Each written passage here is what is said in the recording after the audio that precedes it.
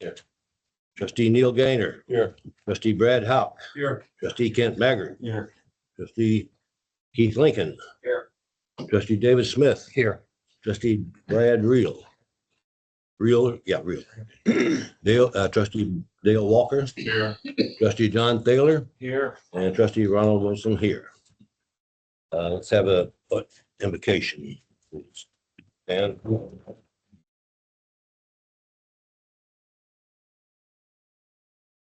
Heavenly Father, we come to you today as an assembled body. We humbly request that you bless our meeting, our community, and our nation. Help us to work diligently, always for the common good, and in the best interest of those who we have been elected to represent. Guide us to be insightful and prudent in our intentions, visions, plans, deliberations, decisions, and their fulfillment. Work through us to provide a spirit of welcome to all in attendance, to engage in respectful and thoughtful dialogue and discussion with understanding, wisdom, and humility. Amen. Amen. If you wish, prior to pledges, take a minute for your own thoughts.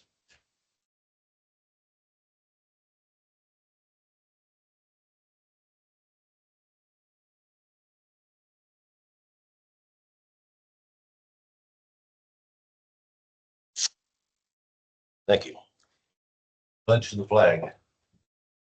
Allegiance to the flag of the United States of America and to the republic for which it stands, one nation, under God, indivisible, with liberty and justice for all.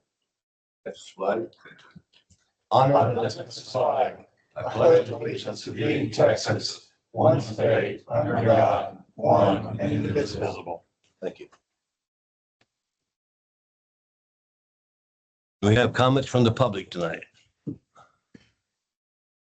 Okay. Update from Region 7, please. Arthur? Mr. President, trustees, members of the public, and also Woodlands staff. My name is Arthur Bredehoff. I serve on Region H, which is one of the 16 regions that comprise the Texas Board of Development Board Planning Group that builds the state of Texas plan. I come to the trustee meetings once a quarter to present an update on our quarterly meetings. There is a Region H folder on your Google Drive that have everything historic. It has our agendas and any special presentations that are at our meeting. So Shelley keeps that up to date for everybody here.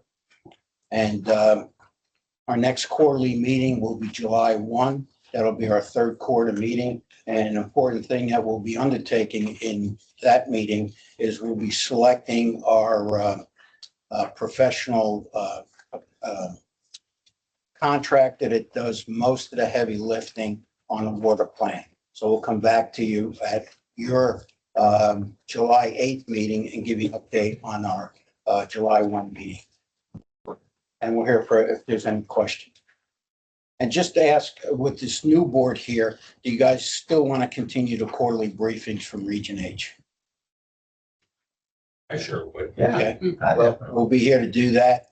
And one of my roles on Region H is I represent water utilities.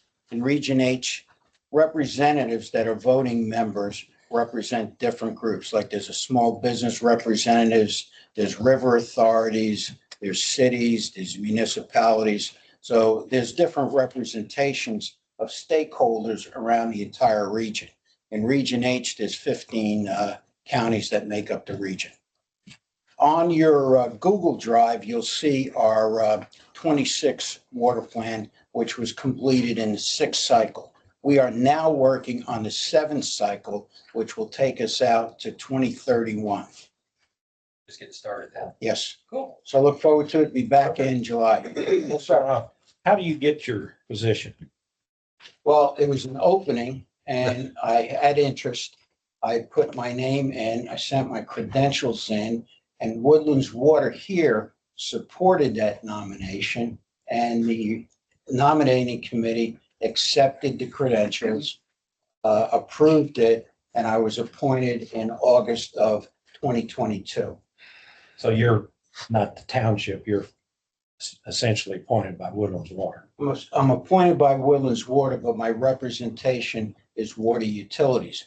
But I really take a special interest to make sure I come here to make sure I brief Woodlands Water. And Woodlands as a community has a representative on Region H. Prior to that, we didn't have anyone from Woodlands specific that represented this area. So there's another person who also is from the Woodlands on the board with you, or you the representative for? I'm the guy that lives in the Woodlands I know that that, got yeah. appointed.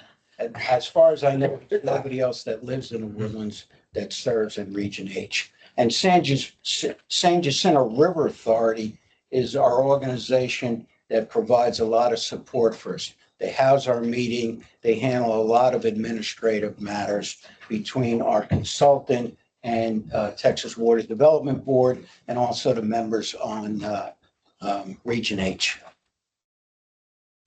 Thanks very much. Appreciate it.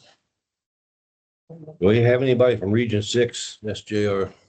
Ms. Diaz will not be here this evening. However, she did ask me to provide an update concerning a question that arose, I believe, in the April meeting.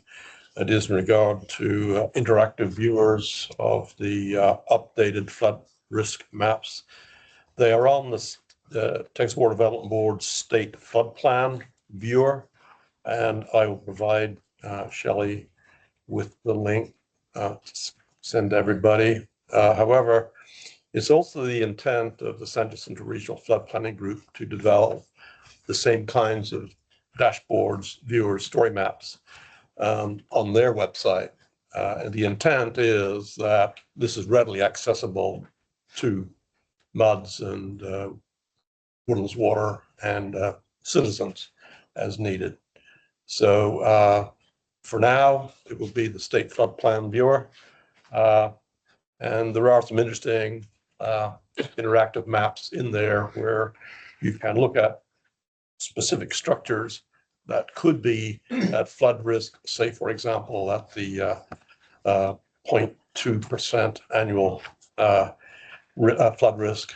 Or exceedance, I should say. So anyway, the Woodlands is not immune, just so you know, from the standpoint of future flood risk. Thanks. Are the maps interactive? Are they GIS? Yeah. Or GIS, okay. Yeah, and they've got embedded layers, so you click on a point, So you get the you get information all the about it. information about it. Yeah. Do they have historical estimates, or is this just No, this they've is got- evergreen? It will be updated in every cycle. Yeah. The flood planning group is in the second cycle now, similar to the cycle that Region H does for their water planning. So this is the flood planning side of things. Any more questions? Okay. Moving on to item 6, the consent agreement. I mean, I think we ought to do these separate, Brian, because there's a lot of people who will have to abstain on the minutes since they couldn't be there. Or what do you think? Yeah, I mean, I think the minutes, I don't know that we even have a majority of them. Do we have 6 that could vote? I mean, I think we probably would have to, There's 6. that were legacy. We got 5 legacy. Yeah. 6 Yeah. legacy, 6 Six, legacy. okay, all right. As long as we have 6, then we can go ahead and handle it. Otherwise, I was going to tell you, I mean, you can take action to approve it even if you weren't there, but you can go and break it up if you want to. Well, So you can take we that don't off. need to. I don't care to. Well, I actually, even though I wasn't at the meeting, I did watch the video, and I have a comment on the minutes. It may or may not be applicable, and you guys can decide since you were at the meeting. When I read through the minutes, I noted under the 10-year plan, in particular on page 3,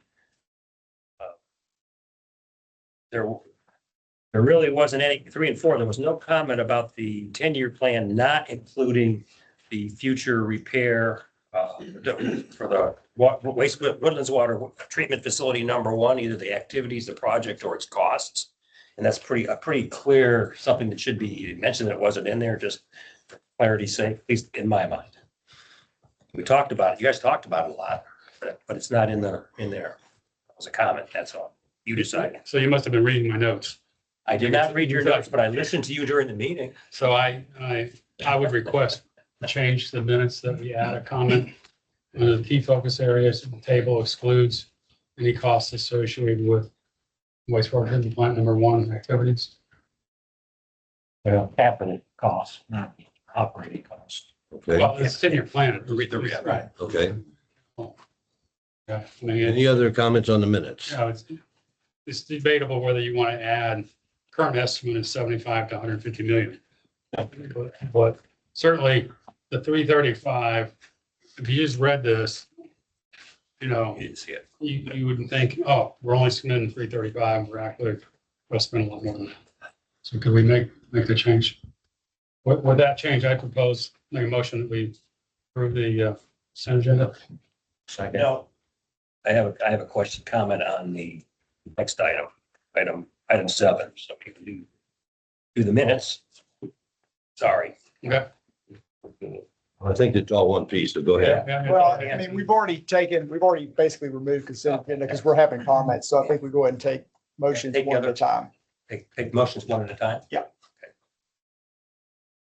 We had a motion made and seconded here to approve the minutes as revised. Any other comments? All in favor, say aye. Aye. Opposed? Abstain. Okay, now we move on to item 7. I just have a quick question. Page 9. Under liabilities, there is item 2,800, a $7,500 contribution from the MUDs listed as a liability, and I was wondering if we had any opportunity to follow up with Brian and whether or not that needs to be a liability or money should be returned to the MUDs. What page are you talking about? Page 9. Under liability, last item, line item 2,800. Page 9 has the passage. That's the contribution that was made by the MUDs originally. Original, correct. And The question I have is should it remain a liability or should we just close it out and return the money to the MUD? It seems like a relatively insignificant account to keep open.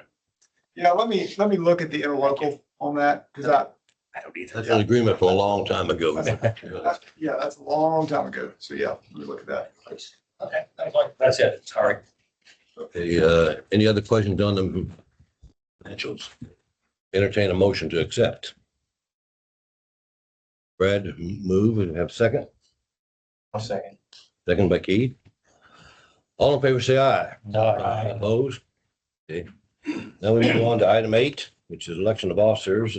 Brian, would you tell us how we do this? Yep, so this will be similar to how y'all handled the election of officers for the MUDs. Last month, trustees have president, vice president, secretary, and we have 1 assistant secretary. So similar to how we handle the MUDs, we'll open the floor for nominations for each office.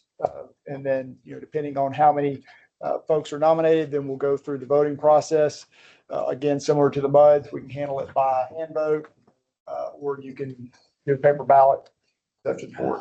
So need a nomination for president. I'll nominate David Smith. One nomination. We don't need a second for nominations, but any other nominations for president? All right, there are no other nominations. Nominations are closed. All those in favor signify by saying aye. Any opposed? Any abstentions? Carries. All right. Cheers, buddy. Okay. Drop that like a hot potato there. And here goes the gavel. Okay, so the next is Next is, nominations for vice president. Correct. Have nominations for vice president? I nominate Brad out. Any more nominations? Okay, all those in favor of Brad Howe, signify by saying aye. Aye. Okay, so what's the next position? Next is secretary. Okay.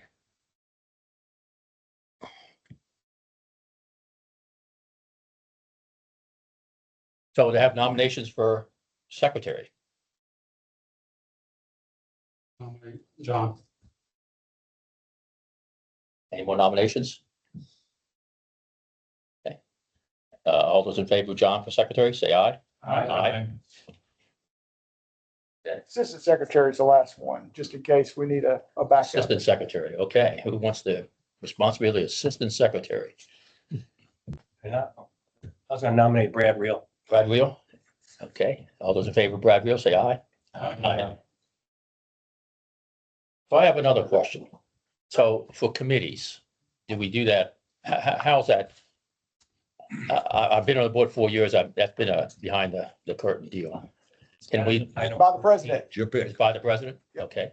So, I'd like to talk about the committees. And the first committee is, the audit committee. And I'd like to ask, Brad Howe to chair the audit committee. Brad's willing. And Ron, will you continue on that committee? Sure. Okay, like Ron would continue. And then Brad, would you like to be on that committee? Okay, so that fulfills the three positions. I have a comment, if I Okay. can. So I think you're right. There are voting members for this committee, correct, Brian? So Brian and I had a conversation. And then you can, apparently some of the committees can have non-voting members assigned to it just as a contributor, or how does that work? So those were a couple of theoretical questions you asked me. Yes. I don't think there's precedent for that having been done.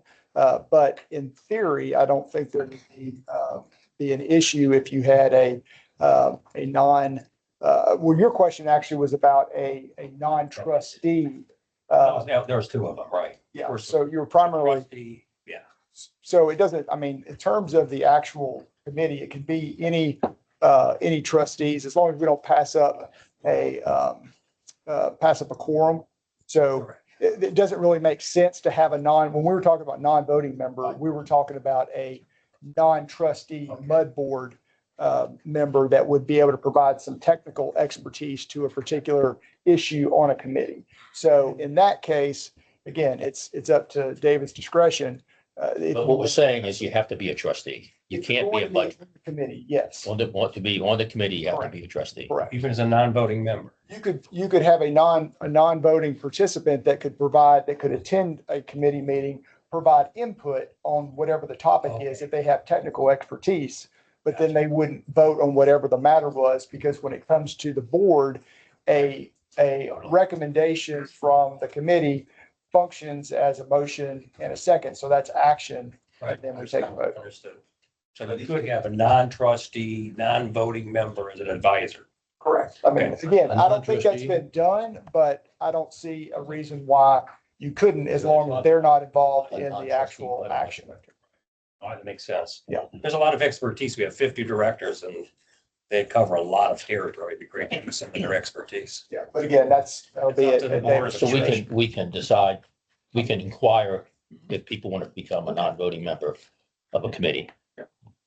Okay, thank you. Are these committee meetings times fixed, or are they going to be subject to the members to revise or set new times for meetings? Right, you've been on that committee. Yeah, I mean, I think it depends. they're ad hoc as needed. At least the audit committee has been.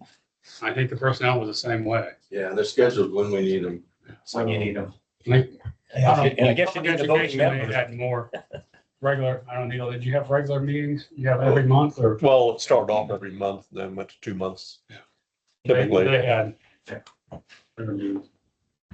But the audit committee was pretty every month, right? No, No, okay, as needed. that's needed. Probably about 6 or 7 times a year. So, Okay. but I guess with regards to the question, it sounds like it's also flexible relative to the members to make sure that the voting members can be at the meeting, right? That's, I think that's part of it. Set the time of the meeting depending on who can make it. Yeah, So there we you get- go. That's the way to say it. Yeah. We try to start with me and when I can, and then I say, okay, here's a couple options. Can y'all make it? And then we set it for it. Yeah, we don't set it if we're not gonna get the guys there. Is there any quorum requirements in committees? No, I mean, I think the main issue is making sure you don't have a quorum of the trustees. Trustees, right? Yeah, but I mean, if you have a set, quorum of a committee, I would think you'd want a majority of that there to be able to make a recommendation back to the trustees in an open meeting. And in terms of since we have a lot of new members, and so as long as you keep it below four or below, five, you can actually meet as five, Because a quorum of this board is 6. is six. Okay, Okay. But everybody has to be careful. Yes. Now, I mean, on a social Right, level, right. that's fine, That's but fine. like with MUDs, if you're discussing trustee business, deliberating is the key term. It's got to be 5 or less. So the next is the Personnel Committee. And I was going to ask Brad Wheel, would you like to chair that committee? Sure.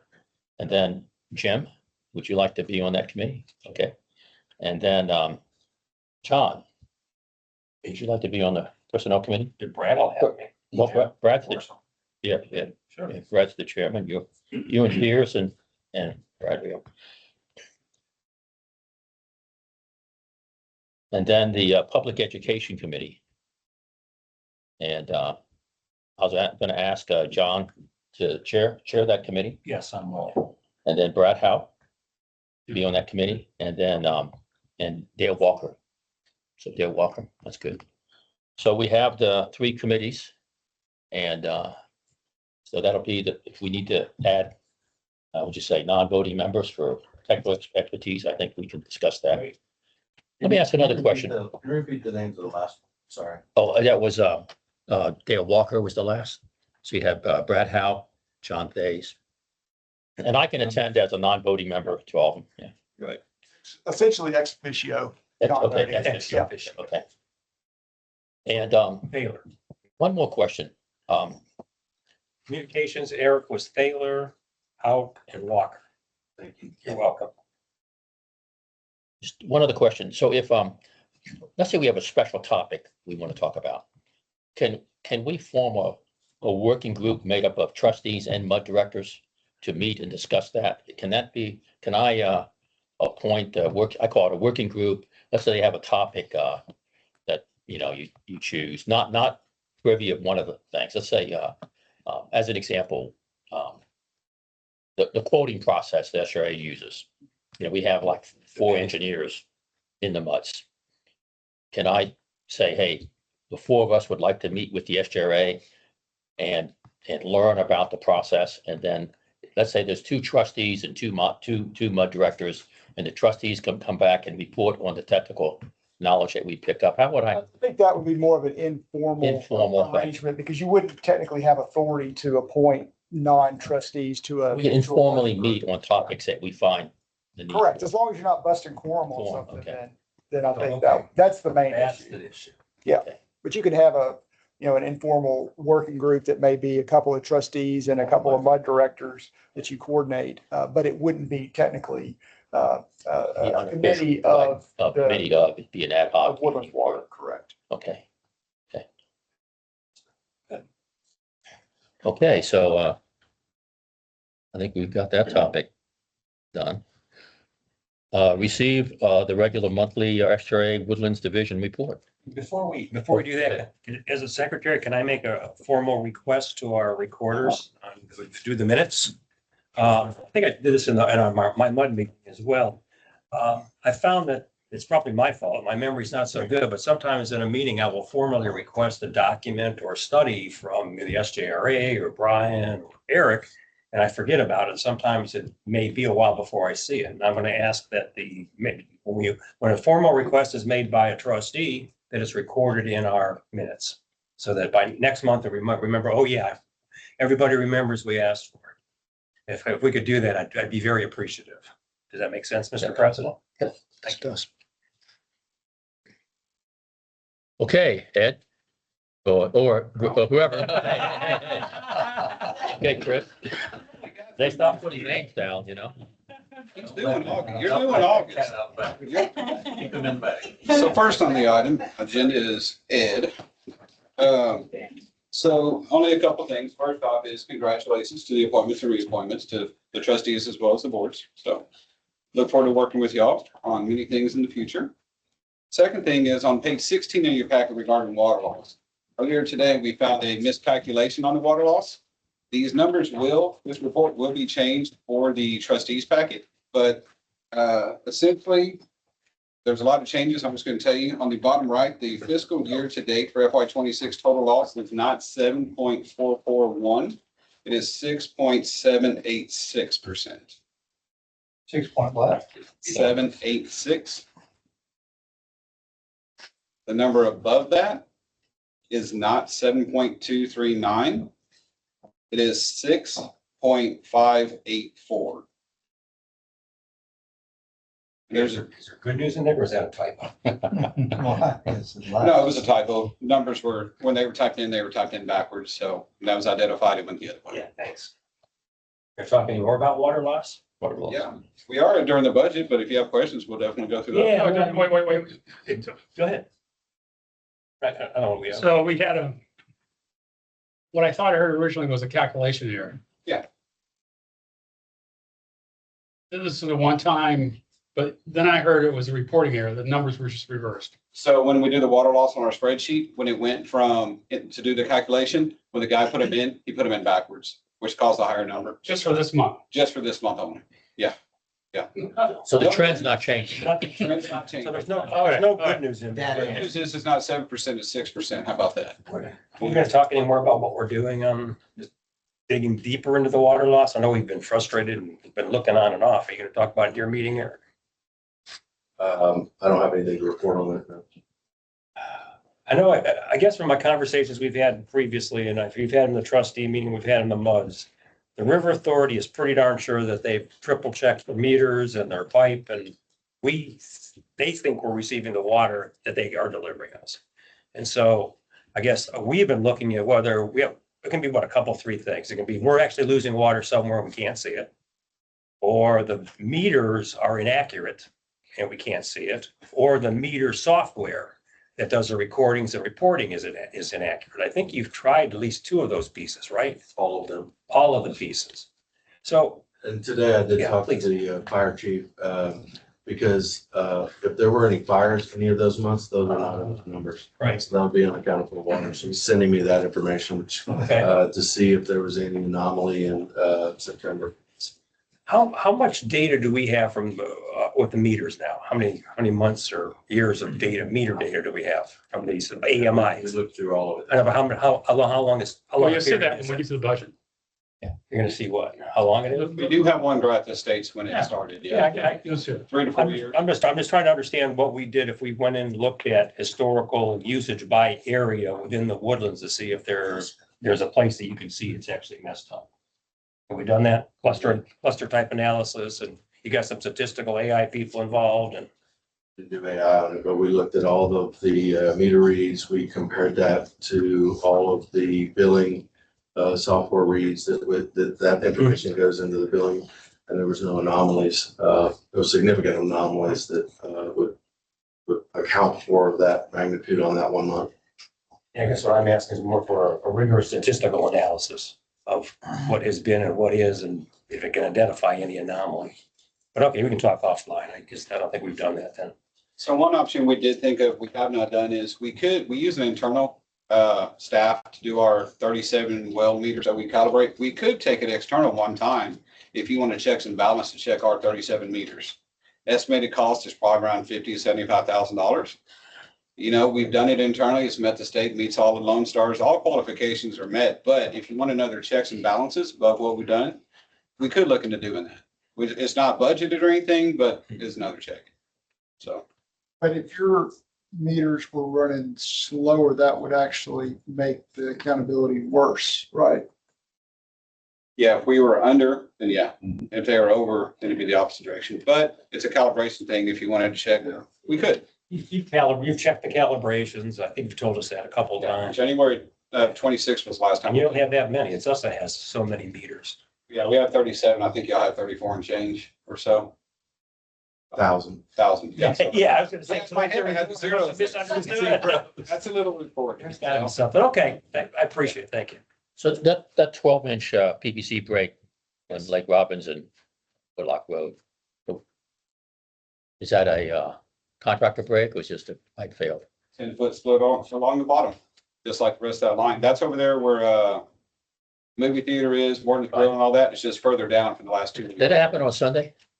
Not happened on a Friday. Thursday? Friday. Fixed on a Saturday, Sunday. The last thing I did have is on the very back of your packet are 2 new mud director tour / orientations. Very last page is GRPs. One before that is the Woodlands Division. Woodlands Division, we're looking at June 24th. Spaces limited, but there may be a revision to the actual agenda itself. When we started looking at this and thinking originally, it's like we want to get everybody in a bus and take them to see everything we can. But to see the entire Woodlands is 46 hours. So if you see the Woodlands, you're not going to really be orientated on who we are, what we do, and everything else. So the agenda is likely going to change from doing a tour of a little bit of talking about us and a tour of the entire Woodlands to more of talking about who we are, what we do, Q&A, stuff like that, then a tour of the wastewater plant one. Then we'll come back when it gets cooler a little bit and then to actually tour the Woodlands itself a little bit. So What will you be talking about the Corolla study? the wastewater plant one, Yeah. we do plan to touch on that. We're going to spend a lot of time talking about the HDR report and the water lines, since that's the more immediate, thing that's up for everybody to review and talk about with the agreement. Wastewater plant one, we will touch on it, but then again, we're gonna have multiple meetings over the next 6 months. Okay. Thanks. Any other questions for me? No? Yeah, I get it, the disinfectant. Yeah. Byproducts. Looks like, wrapped up in May. Yeah. You gonna bring a summary to us? Yeah, I'll be sending that to you. Okay. Any high-level learnings? I mean, spend money, right, for the capital to put it in. You can get up to about roughly, if I'm remembering, actually, I'm not gonna say anything because I'm gonna mess it up. Okay. You can go higher. Yeah. But I mean, that's been, we've waited Yeah. for some time on this. The good news I can tell you, when we looked at it around 2017, 2018, it was about 1 million gallons a tank. Now it's far less than that. So that's good news. Okay. Have the money been refunded from your over collection? Yes, I There was- believe it was the excess funds refund. So all of Excess the funds last month. refund. Has it been refunded? All but, I think, 2 of the months. One just had owed a little bit of money. We had to clear that up first, and that will be actually sent out as soon as we receive the funds back. I think that's what you and Julie talked about. And then, the other mud was, I believe it was actually mud 386, and so it doesn't impact. So, but everyone else was, yes. So it'll be in our next financial statement. When we get it. No, but so it won't be in our financial statements this month. Not for May, but Okay, hopefully June. so the next month.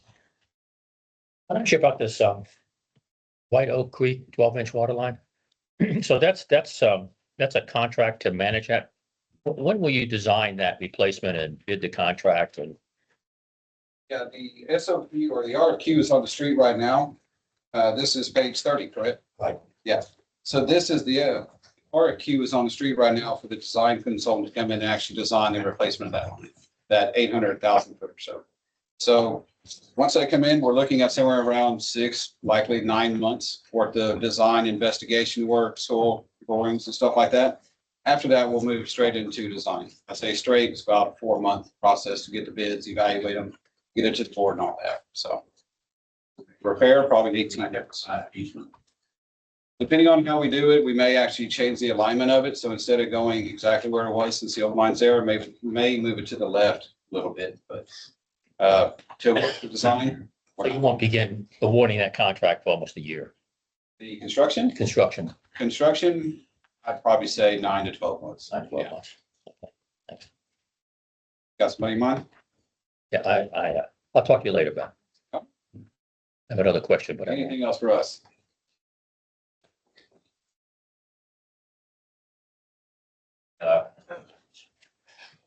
Right, Woodlands Division budget. I just want to make sure you weren't going to jump around there. Just kidding. All right, so what I do want to state before we get started is prior to the audit committee last week, we did receive some questions from Brad on, the budget itself in general, how to kind of present it, some information he was looking for. So in your packet, beginning on page 31, there's some information you may or may not have seen before, but hopefully you know most of it. That is what we're going to call the budget narrative. So that is high level information about the River Authority as a whole. Talks about the board of directors, management team, the different divisions, funding sources, so on. So just a little bit of background information. After that, we're talking about the Woodlands divisions, talks about the different funds and key objectives, stuff like that, staffing. So trying to give more information, just one of those things that can't always give everything, but if you ask us for something, generally it's like we can do that because this is actually something we prepare for our board anyways. But we don't give it out until July because we present it to our board in July. So this is still draft because whatever our board gets, this will be modified to that, if that makes sense. Contextually, nothing's going to change in there. It's all going to generally stay the same, but they may have wording changes. So just keep in mind, this is draft. It may change. Okay. But after that, you will have, this is what we're going to call the budget packet. You will have the actual budget and the PowerPoint presentation. And then what I'm going to do is I'm going to turn it over to Haley, who's going to come and. Huh? Yeah. I didn't do that. I thought I did that before. I was trying to. Introductions. So I said I was going to do it with the MOR and I did. So just in case anybody here is not familiar with everybody here, I am Chris Meeks, the Utility Enterprise Manager. Then we do have. Yeah, I'm doing it all different. I'm Haley Lawhon. I'm one of the accountants in the county department at Estuary. Ed Shackelford, Director of Operations for the River Authority. And Malia Good, Utility Enterprise Administrative Manager. Jacob Everett, the Utility Enterprise Maintenance Manager. Jamie Lewis, I'm the controller for the Sandy Center. All right, so if y'all have questions, please ask them during the presentation. If you think of them later, please email them to Eric and. Say, Chris, just a question. Yeah. I noticed, okay, so I guess we got an updated presentation and I went through my board materials like a good guy. And all that good introductory stuff that you said you don't usually, which I thought was excellent, helped me. But I also had a bunch of questions. So do I ask that at the very end? You can ask them at the end. Okay. They're high level. Yeah, yeah, they are. Now it's fine as well if you want to run No, through. I don't want to mess up her presentation. Okay, I can start. Yeah, she's good. Go for it and maybe I'll answer it. Maybe your thing will answer it. Okay. There you go. All right, whenever. Thank you, sir.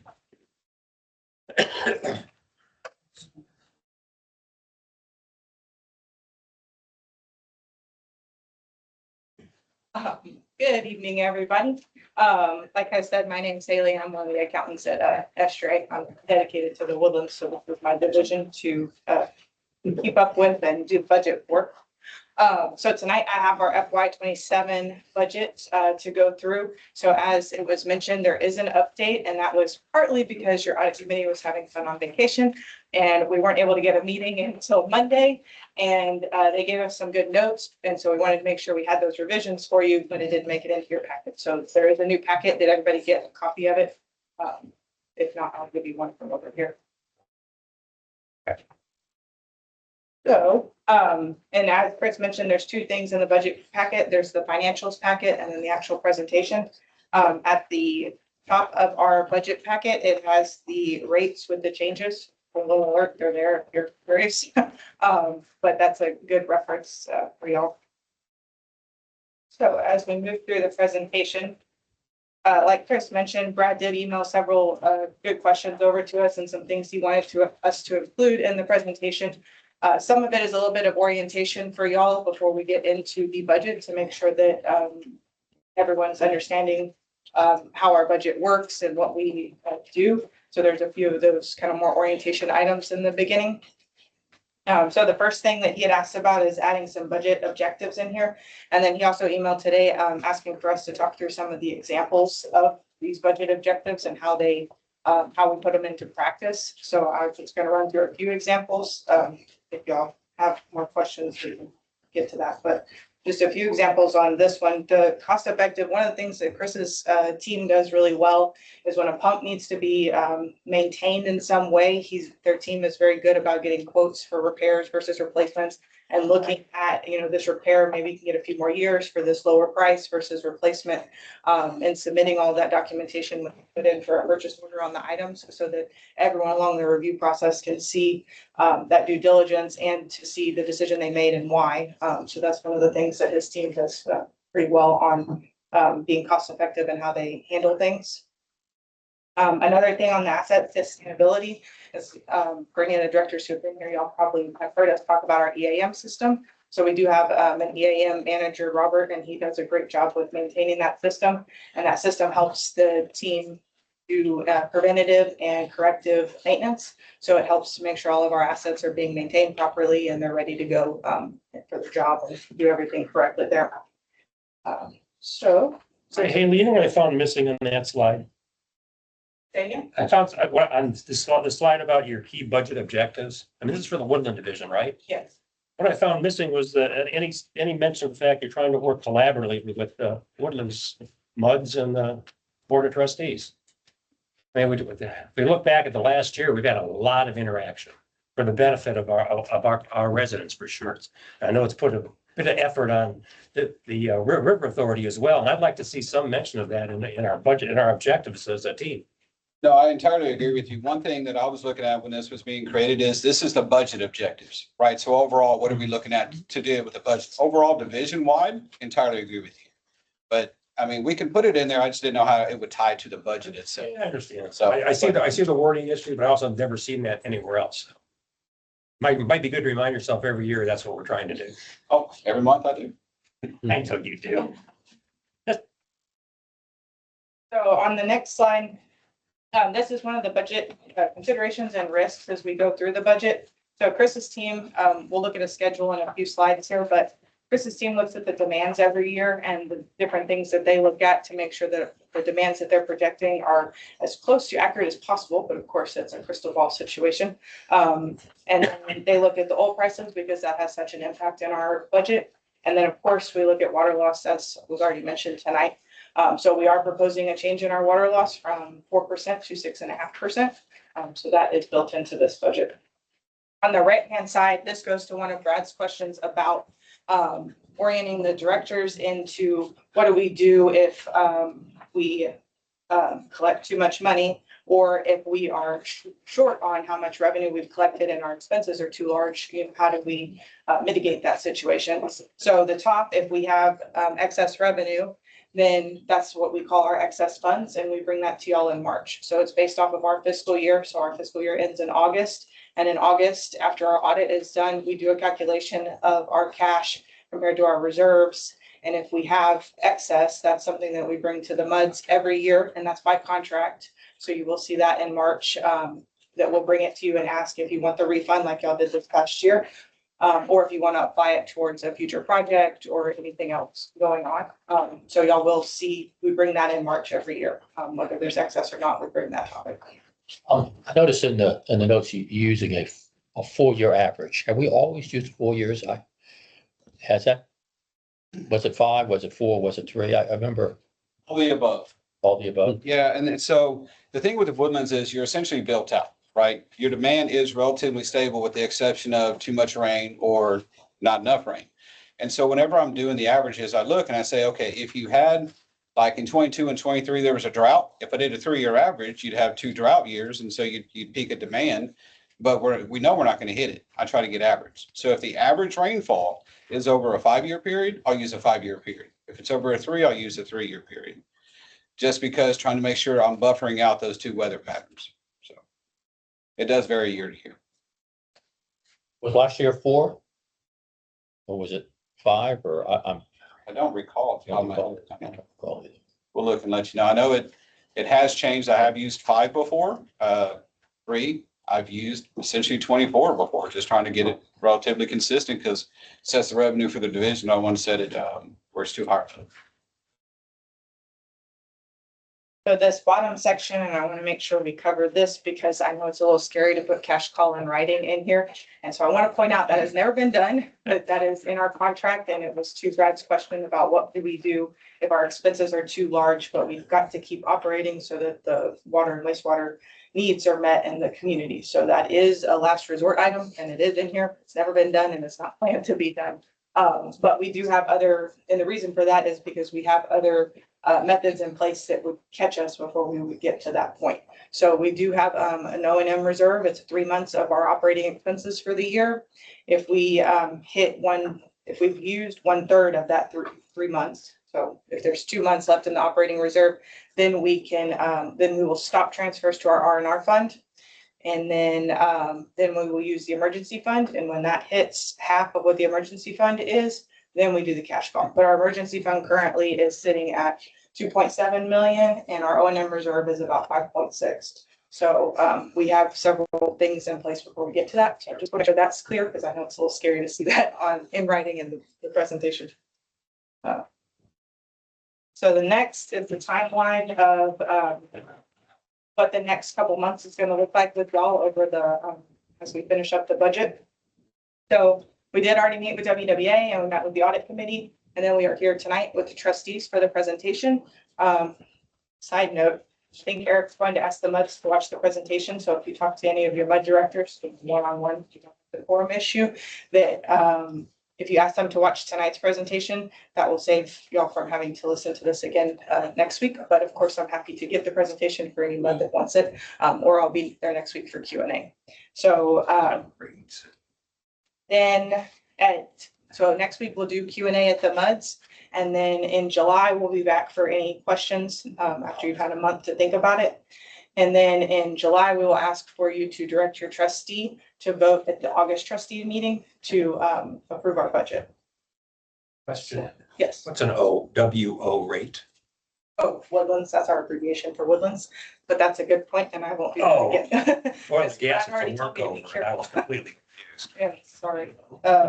Woodlands. Woodlands, of course. It's confusing also at work because we use work order WO and Yeah. Woodlands.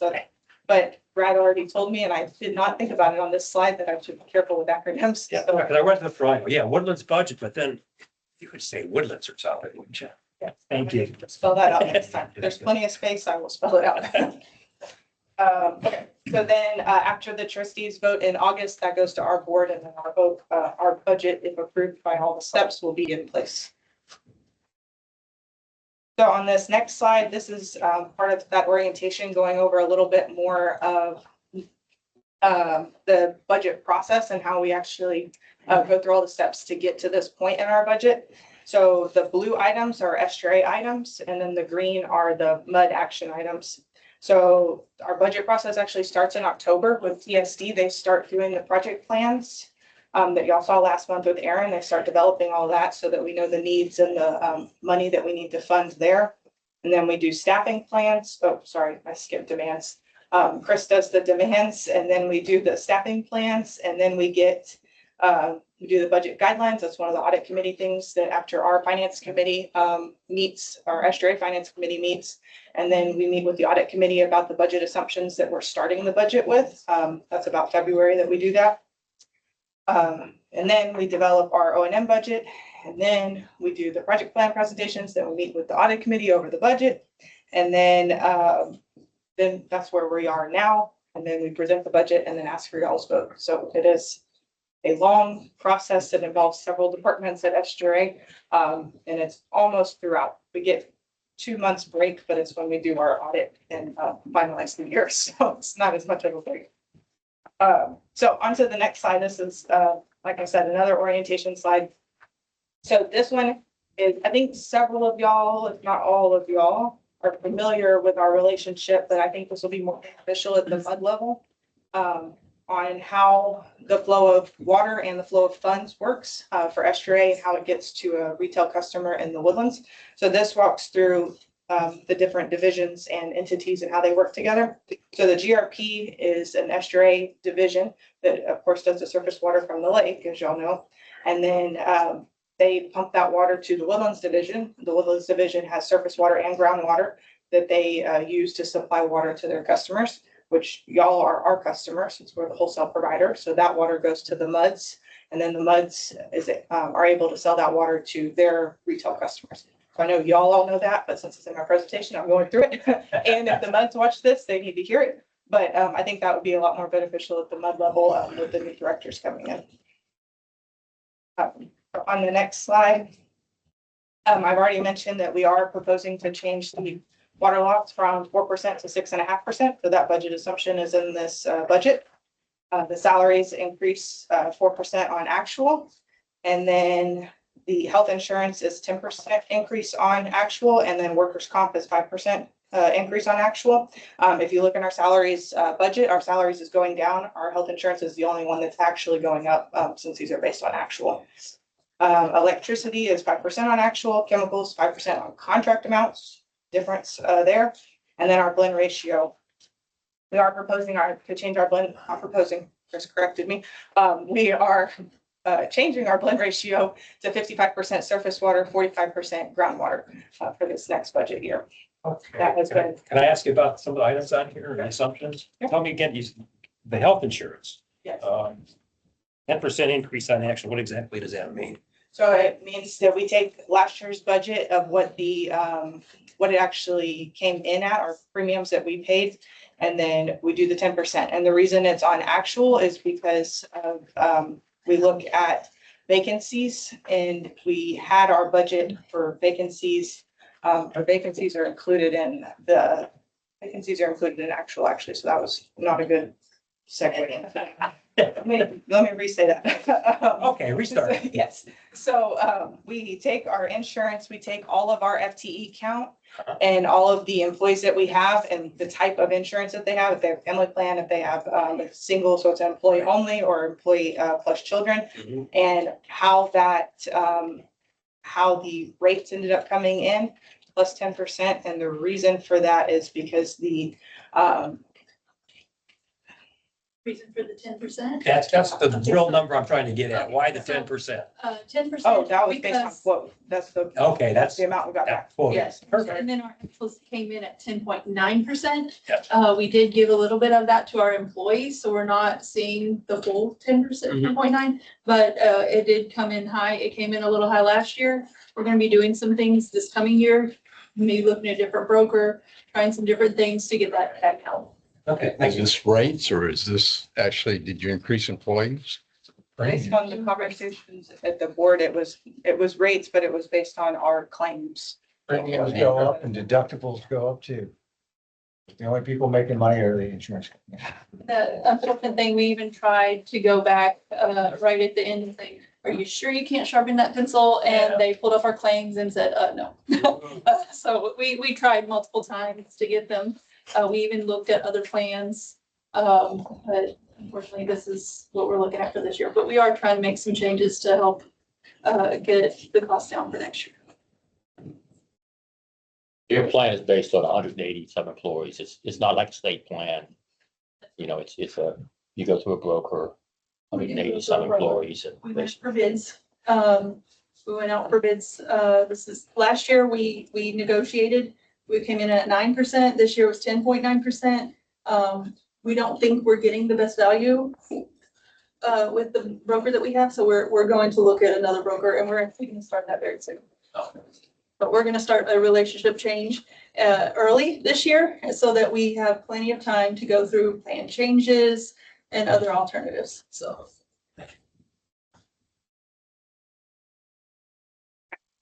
So the next slide is our proposed rates for 2027. So you'll see our wholesale rates up at the top and then the surface water conversion or the blended fee down at the bottom. So we are proposing, like I've mentioned, the 1% increase in our wholesale water and wastewater fees. So the wholesale water fee would be $2.75 and the wastewater rate would be $5.70. The surface water conversion fee, as y'all know, but this would be good education for the MUDs again. That is a direct calculation based on the GRP fees with the blended rate. So I've got the calculation written out here for you.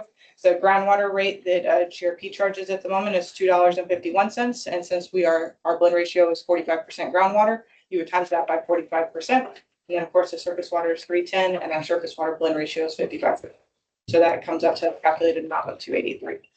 And that gap is 59 cents between ground and surface.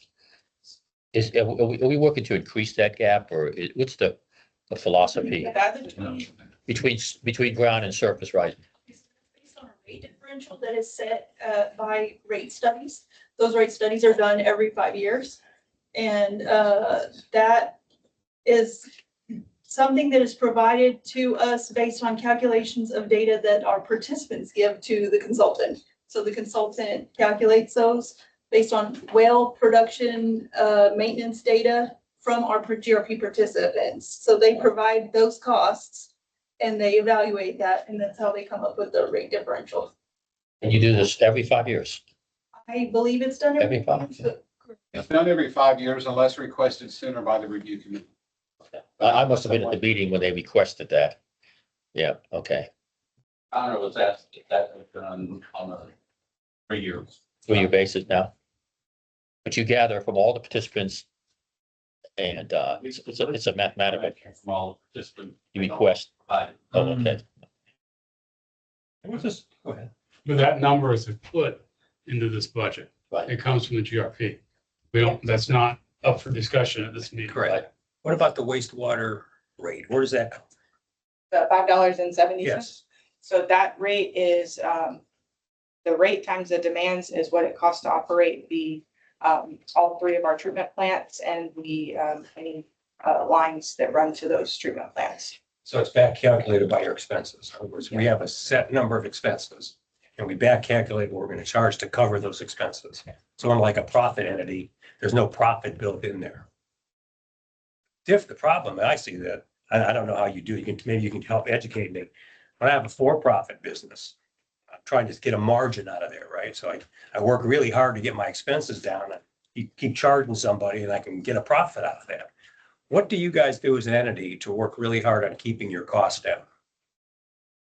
I think that goes back to, what I was talking about in the beginning, the different practices that, Chris does. You were talking about one of the manhole projects too, I can't remember what it was, coating coating the manhole instead of.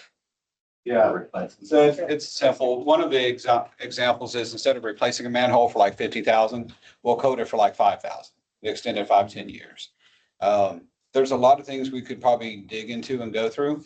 One of the more recent ones that we did have is like chlorine. When it went from $600 to about $1,800 per ton, that's a big jump, right? And so you didn't see all of that in your budget. What we did was we went to the wastewater side, found some technology to actually do real-time control of the chlorine.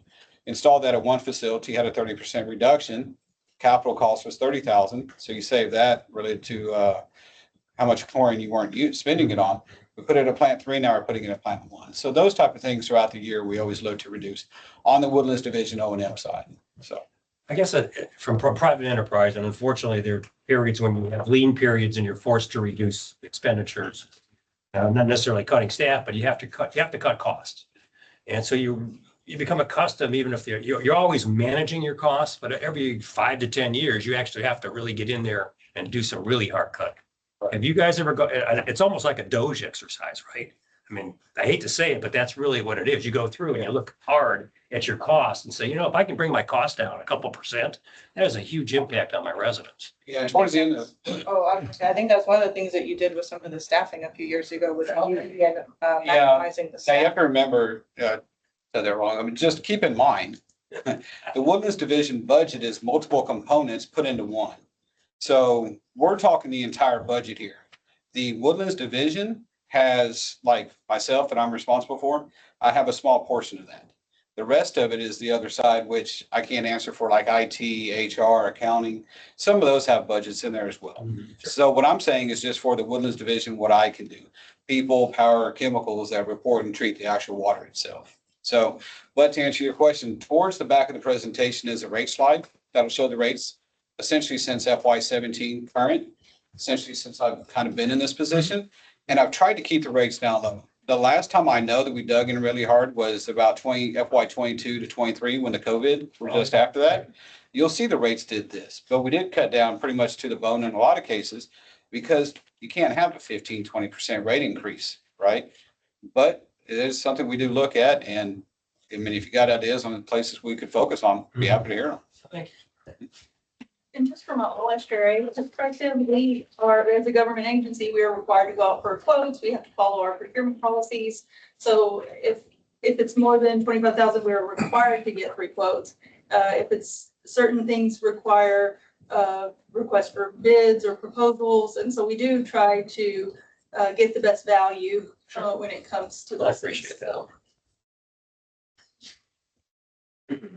So on the next slide, this is just a quick, to kind of put it into perspective, how our rate impact could potentially impact a customer, except for the fact that we don't bill straight to a customer. So this is really the rate impact to an individual mud. So it's based on an average bill, an average residential bill in the Woodlands, 10,000 gallons of water and 6,000 gallons of wastewater treated. But with a 1% rate increase, it would be 70 cents a month to a customer if we were to pass this rate all the way down to the customers. So the next two slides are demands that Chris's team worked on. So the production, we were proposing to increase it 2%. The sales is a 0.7% decrease. That, of course, is because of the water loss percent increase that from 4% to 6.5%. And then, of course, as we've mentioned several times, the blend ratio changed 55% to 45% groundwater. And then on the wastewater side, we're proposing 100 million gallons increase from FY26 to FY27. Just shown on there. And then. Yeah, what was that? Hold it. Gordon, yeah. So I see a couple of averages. So one, the blue is wastewater treated. So that's the stuff you actually handled. Your costs were associated with that actual handling, right? But then you build the green, which is higher, correct? So in terms of dollars, what difference is that per dollar per year? Sure. I'm not an accountant, Yeah. but there's some in the room. I will have to look that up. Or are you just asking for the? I'm asking where that money went. Oh, that's So. No, that's easy. Oh, yeah. And come back here. Right, that's it, that's excess funds, because. Yeah. So, So that goes into the R&R? no, that just stays in the general budget, I don't have a line item for it, so it becomes excess funds, that's why we increased it 100 million.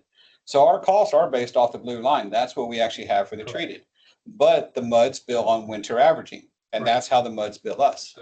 That green line is what the revenue we receive, so if I budget at the blue, I'm still receiving the green revenue. And then I have no way to use it, so I return it to the MUDs. That's part of the excess funds every year. That is, okay. That is excess funds. So what percentage, like this year, of the excess funds are from waste and fresh? You know, is it 80-20 from fresh or? Don't do the calculation in You that, because it's based on cash Okay. minus some balance sheet accounts. So cash is all combined. That's good. Yeah, makes sense. To your point about going to R&R, that's up to, if we have excess, Correct. that's up to y'all. If we bring a recommendation of, we could use it on these projects, we could transfer it to R&R, or we could return it to the MUDs. That's what happened this year. So that is a vote that's taken at the trustees. Thank you. Now I remember now. It's all coming back. Yeah. Kind Why of. was it? So the next two slides, I don't actually have anything really to point out. They're more summary for y'all's benefit in the slides. The detail that goes with this is in this other packet. This is just the summary of the categories on that. Version. So I'm going to keep moving because that's just. Are you done then? If you have questions. I do. Remember, I had some questions on the original board packet. Oh, wait a minute. Oh, Okay, we've done it. yeah. Oh, I thought you said you was done. Oh, no, I'm not done then. Oh. I just. You're not, I'm sorry, you're not done. You're just done with that slide. She's done. I go, oh my God, we're gonna do about the rest of the slides. Okay. Now it's the fine print. Thank you. Thank you, Brad. Okay, so the next slide is the major line item changes. This is a slide that, as y'all as trustees, you've been here, so you've seen this slide. It's something we started a few years ago. It's gone over well, so we keep going with it. The items that are in that budget packet, anything that had a change of more than $20,000, increase or decrease, and a 20% change, increase or decrease, we pull it out and we put it here and we add notes as to why that budget line changed in the manner that it did. So I don't really have anything to point out on here except just that the plants and facilities, as Chris had mentioned in the May meetings, that the R&R contribution is increased to 250,000 because things were moved from the O&M budget to the R&R budget. That plants and facilities is one of the lines that you'll see that change that you talked about in May. But other than that, I don't have anything specific else to point out. This is just for reference with our notes on what changed. So then this next slide, the next slide is showing our funds And this is like a high level overview of the fact that we do have several funds. So today we're talking about the operating fund, and that's our operating budget. So the rates drive our operating fund. And then money moves from the operating fund to different buckets depending on the needs and based on contract.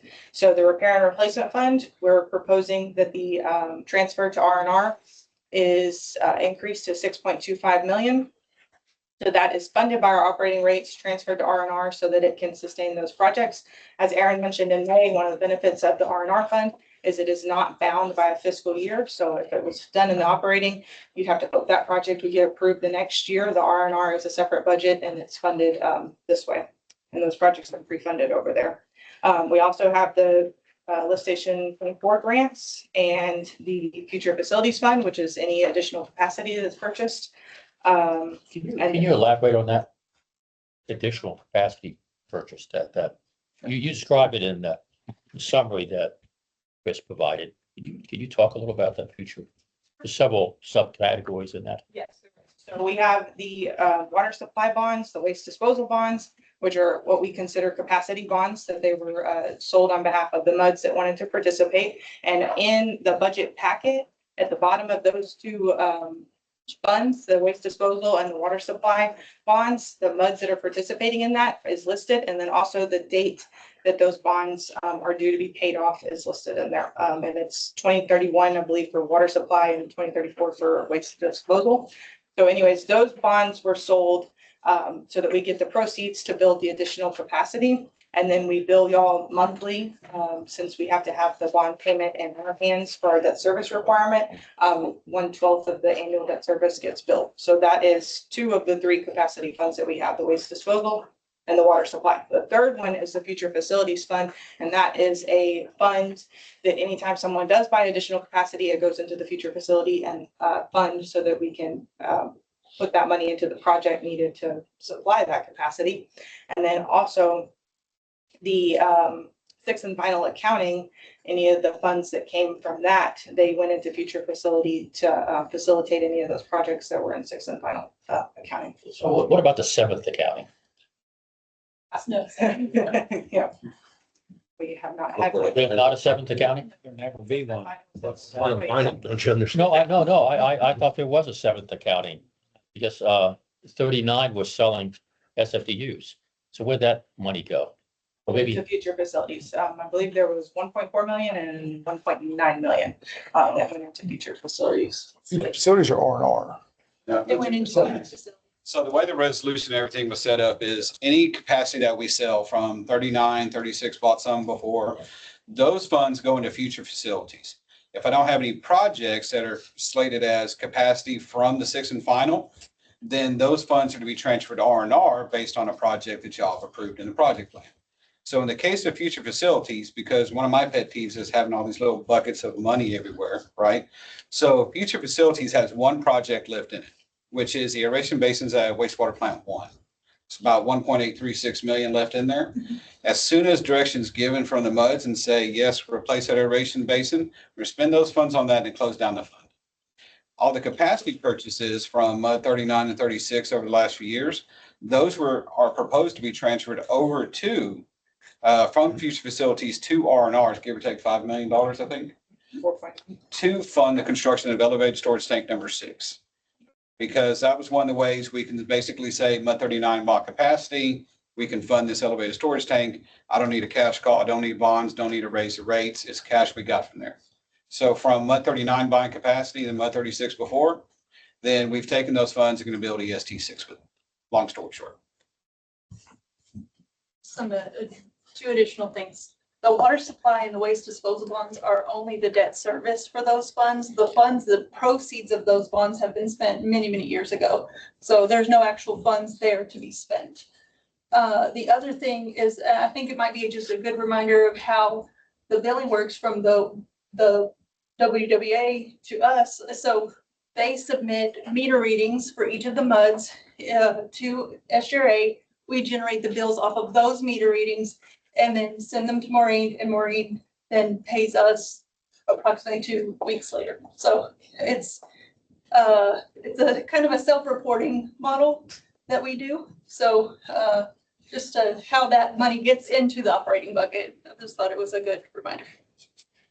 Just to further clarify on your question about sixth and final, no more countings. So the concept was at the time, up until then, there were these periodic accountings that determined, how much additional new capacity, not for repair of old stuff, needed to be constructed over the next, 5-year period.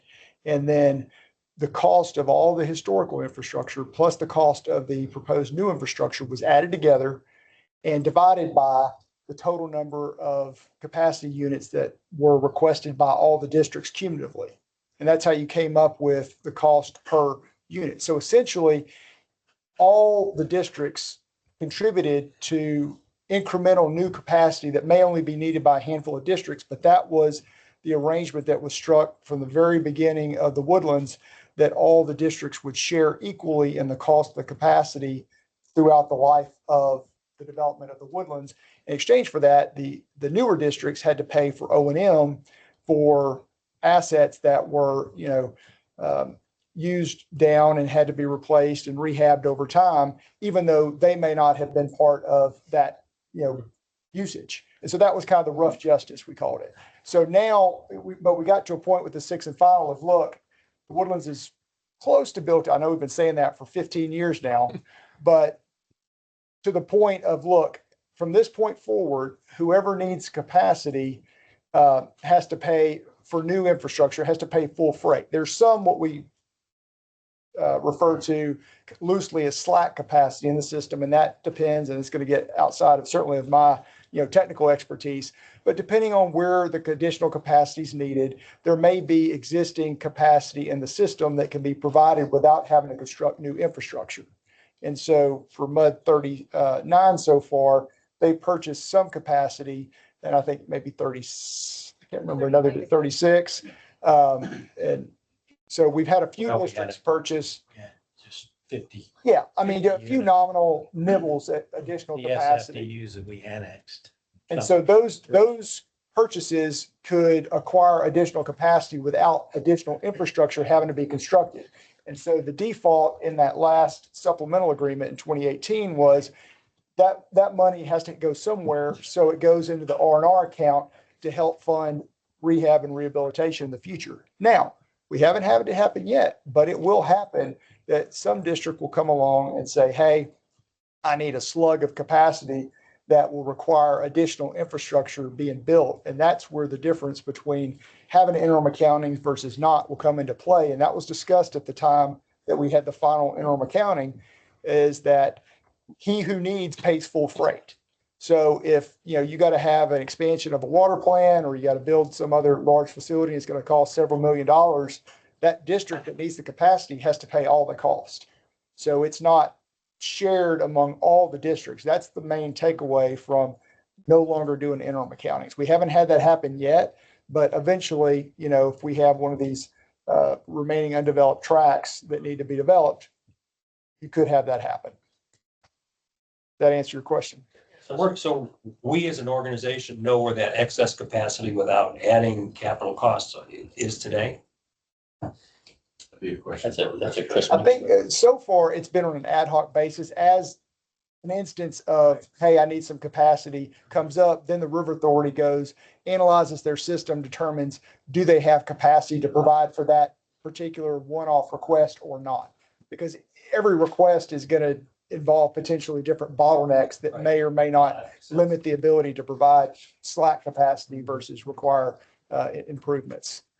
What we talked about, I guess, last fall, when we were finishing the evaluation of the SFDUE audit for Service Area 1, is that we were going to do that same process for Service Area 2 and 3. And so that's what we'll be doing this year. And once that's done, what I foresee us doing is, we're not going to call it 7th, 8th, 9th anymore, but we'll likely on an annual basis, we'll say, here's the 2027 version of that. And so you'll be able to see what came and went, so to speak, from each district as far as, changes in, development or new development or redevelopment or whatever the case may be. And that that resultant effect on SFDUE. So we'll have that tool in place to be able to do it a lot easier than we used to, once we have that done this You year. think by the end of we're halfway through the year, so. Yeah, I'm hopeful by the end of the year we'll have that done, if not sooner. That'll be good because we saw in the last SFDUE study that you finished for the wastewater treatment facility plant that there seemed to be suggestion of a fair number of undeveloped SFDUEs that were coming up. So that would make me concerned about what we're just saying. So that's good that you're doing that. I appreciate that. Yeah, I think so far the discussion, to my recollection about the wastewater treatment plant has been about units that have already been purchased. So that would be what we're talking about here about not having additional interim accountings is if more capacity over what's already been contracted is needed. I think right now it's a matter of how do we make sure that all the already purchased capacity can be served with whatever's done to the wastewater treatment plant. I think everybody's confused. The sixth accounting was a prediction of all capacity that was ever going to be needed in Metro. Had most of it. And compliments of Metro, everybody got a check because Except us. We paid.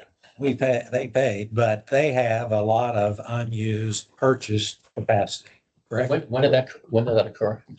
You Sixth think? accounting. Well, back in 2017, something like that. Okay. So there should be no reason for anybody to need any more capacity unless, because all these undeveloped tracks were mostly, and if the mud had them, they ended up and bought the capacity that was predicted to be needed. So theoretically, there's going to be no more needed capacity, either water or wastewater. Well, Unless we yeah. build a data center or something. That's not. No, but I'm just. Yeah, I think the caveat there is that was based on assumptions that for land use as of 2017, 2018. If those land use assumptions change, it resulted in potentially increased density, which may significantly increase assessed value for a particular district, then that district, it may be worth the trade-off to go acquire additional capacity if the return on that additional capacity is to have a lot more taxable value.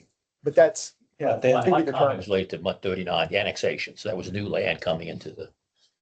The sixth interim accounting, everybody made a prediction of what we're gonna need forever. So there should be. Up to 2027. Huh? It was the forecast to 2027. Yeah, through That 2020. was forever But back. that was predicted build out It 2027. was. So that was 10 years. Straight line. You have to be done in 2027. But to Brian's point, that accounting assumed a certain land use for all the undeveloped properties. If that has changed or crystal ball has changed, then that would affect it. Well, we got some good news today in the paper. They're building a 4-story self-storage unit over on Six Pines, right next to the Taco Bell so there's 0 SFDUs, 0. They're building a self-storage. That's what the That compact. seems- that seems Someplace today. they- pricey, doesn't it? Which you guys probably have They already must be got. the keeping gold information. there. Because, yeah.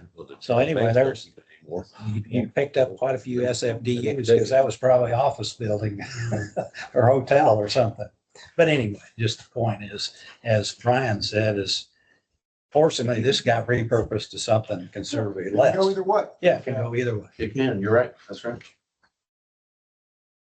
All right. So the next slide is just a couple highlights that are not in our operating fund. So the rates don't directly drive it, but of course, like we just watched in the flow of funds, the rates do drive over to those funds. So the first thing I want to point out is we did have a change in our financials packet. The project budgets are listed in here at the end of each budget that they correspond to. The number one thing I want to point out is this is the same thing y'all saw from Aaron last month. This is not new projects or anything. It's just now showing how those projects are being funded with the fund in the budget.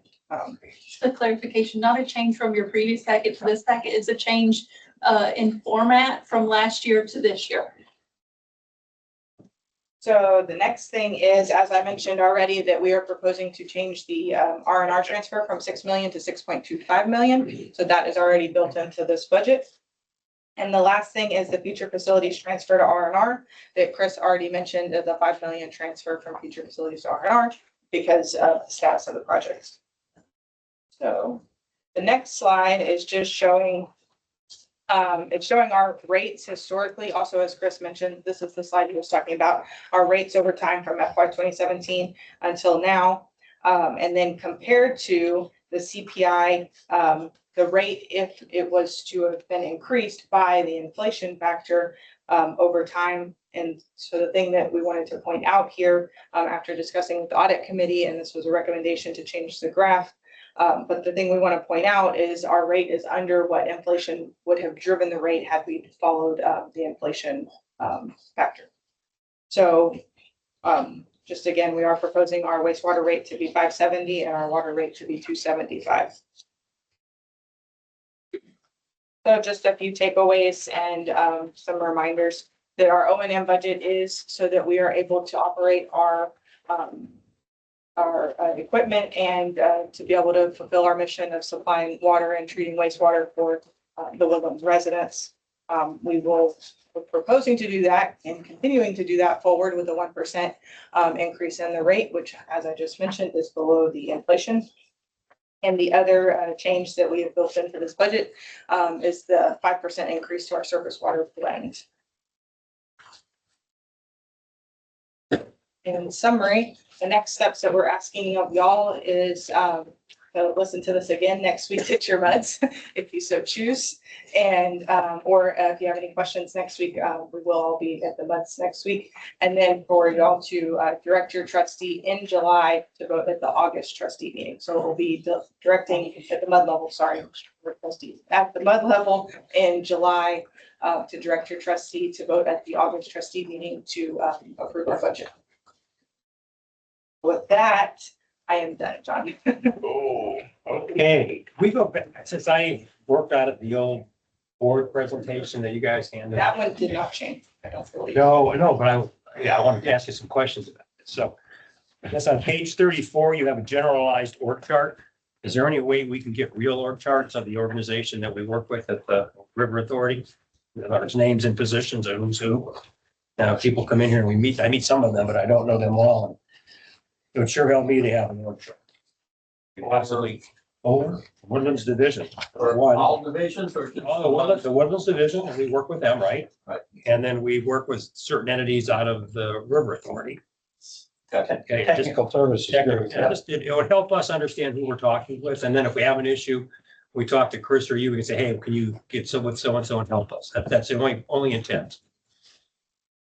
We can provide that. That's 34, okay. Okay, covered 35, overtime, benefits. Oh, I have a question on bottom of page 41. So. Sale of reused water to the golf course. Do we do that a fair amount?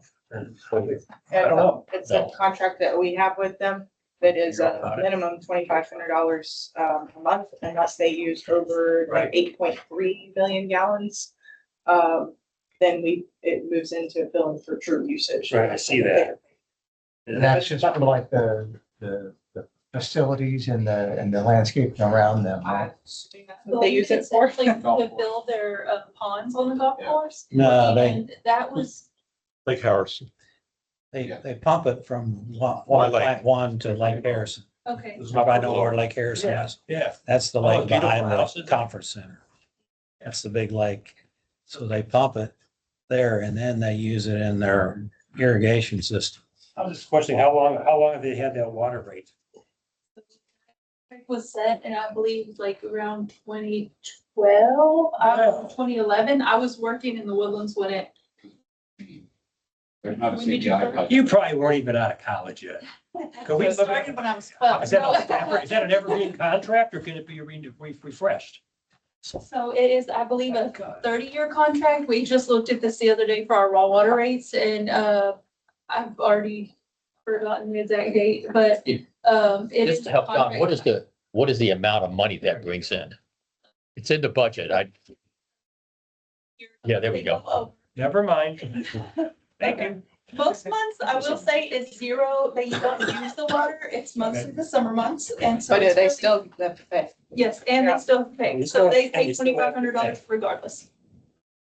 a month. Yeah, but they don't always use it. They also siphon water out of Lake Woodlands down into, under the dam there, right, and into that. They lake. do. So the, Do they- the north course, they take water from the lake, put it in their ponds on the north side, then irrigate from there. But that's actually Is that taking, metered also, or is that a flat rate? that's flat rate, but it also has nothing to do with the Woodlands Division since the water right resides with Lake Conroe. So we don't get the funds for that. They do. Yeah, but they use our reuse to refill the lake that they use to take to the ponds. But we don't get. No, I understand that.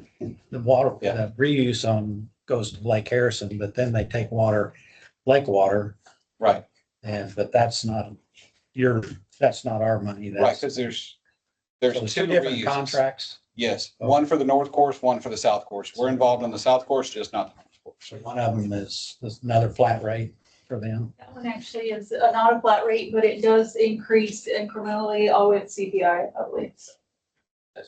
I don't have that rate off the top of my head. Yeah. Okay, thanks.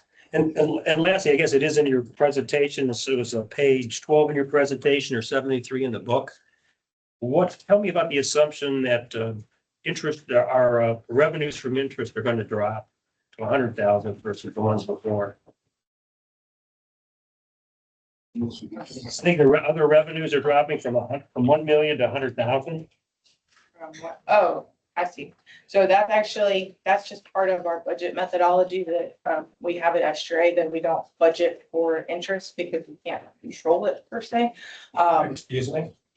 Well, we invest it and follow the public funds that we can.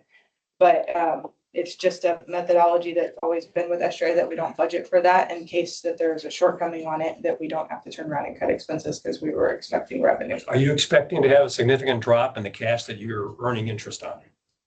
Okay, so you made $1 million last year.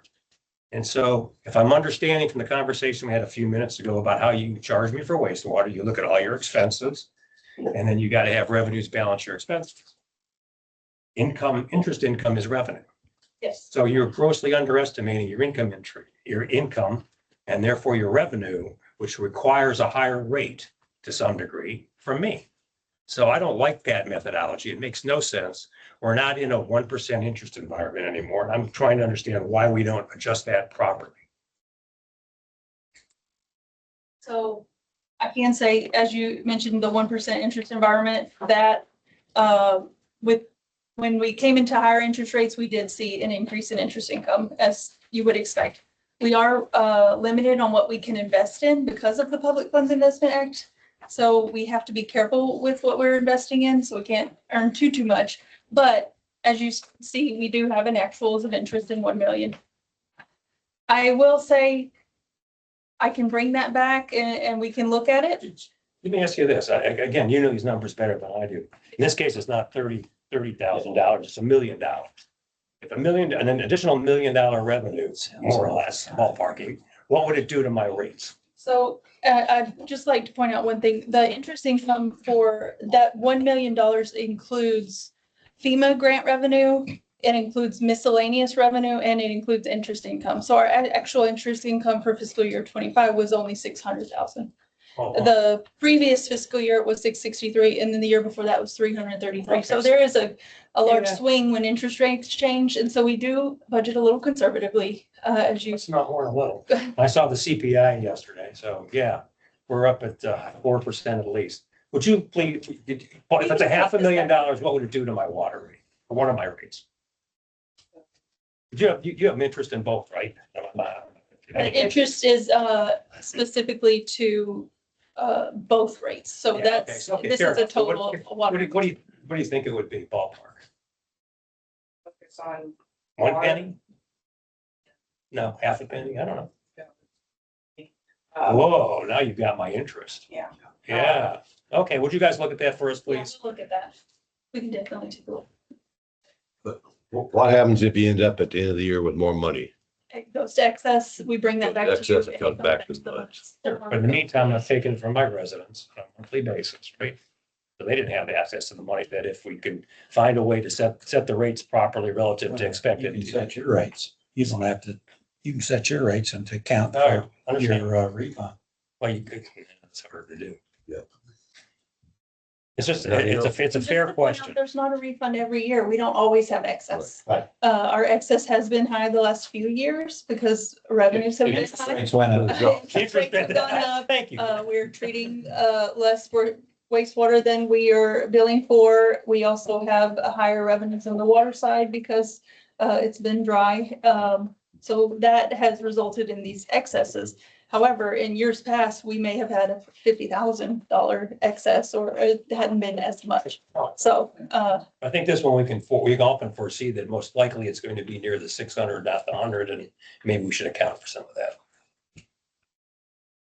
I know one of the things that when we were discussing increasing this budget was with the war going on, yes, interest rates were increasing, but then when we were setting these budgets was like right when that started. And so we weren't sure if that was going to take the interest rate market. And so we did budget conservatively on that. Okay, help me reconcile that if you could. We'll look into that. Any more questions? Yes, sure. Okay, yes. Great job. Attorney's report. Thank you, Haley. You guys know your stuff. I appreciate that. Very well. We do try. We're going to defer 11 until 15. Under the attorney's report, nothing additional other than a reminder that if y'all haven't completed your cybersecurity and AI training to please do so. If you're gonna, on number 11, that's the supplemental? Yeah. You said you're gonna push that into, 15. Can we get Ed to come back before he goes? Because it's relative to the supplemental that I have some questions before he leaves. We're going to talk about that. I know, but he's not gonna be in there, is he? No. So I have some questions for him relative to what relative to what's happened in the past.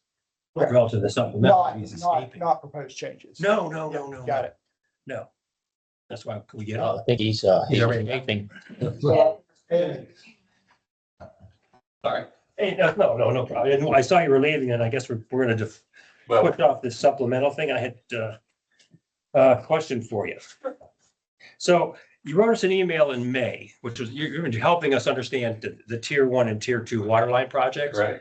And it was very good. And it was descriptive and it said, one of the quotes was, "We do not sell the maximum amount authorized in the supplemental agreement unless there is a project justification and trustee approval." Correct. Okay, and where is that trustee approval in that state, in that process? Which one is it? I don't know. You mean, where is it in the supplemental agreement? Where is it that the trustees approve something that, If it's me, where yeah, go ahead. we brought a project and said, okay, we need this amount of money for town center water line and the engineering for Woodlands Parkway. And if you all agree to that, that's Okay, so plus- it was the bond fund. plus the soft funds that go with selling bonds. Yeah, That's the amount we would so sell. your reference there was the approval by the trustees for bonding. Okay, that was one question. And the other question is, I wrote you an email about a week or two ago that laid out some questions that I had about your white paper. You wrote the white paper, I call it white paper, it was a really good description of from concept Right. through and I sent you an email with a chart asking you about some of the phases of that chart, and Yes. some of the documentation and I remember the email. I didn't remember there was a specific question. or like a whole series of 20 questions, but okay. I will pull it up. Would you, I know you've got a lot on your plate. And the reason I asked that is because relative to the supplemental agreement, how you approach a project, the phases you go through, and what you need to get from outside bidders, or we call SOQs, Qualifications. RFQs, et cetera, all had a different, you went through there very nicely. And so I had the questions on how that would tie. Let me look at Would you that. please? I'll try and get you answers. Okay, thank you. Oh, you're here. We got an email this afternoon from him about the dam. Yes. Is that, discuss that tonight or? It's not what they do. Okay. There was new information that was requested as an update to what's going on. Okay. Just trying to keep you all updated on where we are in the process and just costs. Yeah. Constantly changing, isn't it? I got a question. Sure. Who was the original engineer on that dam? Firm by the name of Was LJA involved? I think it was Winslow and Associates, which became Licklider Jameson, which became LJA. Basically, that email trashes the design of that dam. Would you agree? The email doesn't, the engineering report by today's consultant, they don't think very highly of that So design. that would be the preliminary engineering thing that we haven't, you're still going through? Yeah. Okay, thanks. That's Snowball. Now, Yeah. That same engineering firm also designed the Lake Woodlands down. Oh, yeah. Oh, original? Oh, is that right? But the point is Calvin Ladner would be rolling over in his grave if he saw that, I'm sure. Calvin Ladner is the L of LJA who died just recently. That they've been the engineer out here since the beginning. So it kind of bothers me that here this dam wasn't designed in the Middle Ages. I mean, this is 4 years ago. We come in and somebody basically says the design is faulty. And, but anyway, that's neither here. I think it was more of it's inadequate, not faulty. Hey, you can put lipstick on a pig if you want to. Any other As the questions? saying. No, not for me. Thank you, Ed. Thank you all very much. Okay, Eric, you're up. All I had, not in the packet was a GRP summary, so we saw the draft budget for GRP and 10-year project plan. And then kind of talk about here about a new member identified by City of Conroe was seated, and then the other 2 open seats. So nothing more to report there. What's the resolution of that issue? The Any discussion among board members or? discussion, the attorney for SGRA did note that per the rules, it did not, they didn't have an issue with it. But I think there's going to be, and currently is further questions about it. So I don't know that it'll go away yet. What's the status of the 85% sign up of the agreement? I mean, Yeah, in the meeting, we asked for an agenda item to go over that next month. So we don't have that information. So no. Okay, so next is the Personnel Committee and any comments since we don't have any Personnel Committee members here? There was no personnel committee. There was an audit committee, which we've already talked about. And there was not PDC. Public, okay. Okay, so let's go to item 15, go to closed session. Yes, we need to go to closed session. Yes, we need to go to closed session. We take a 2-minute break.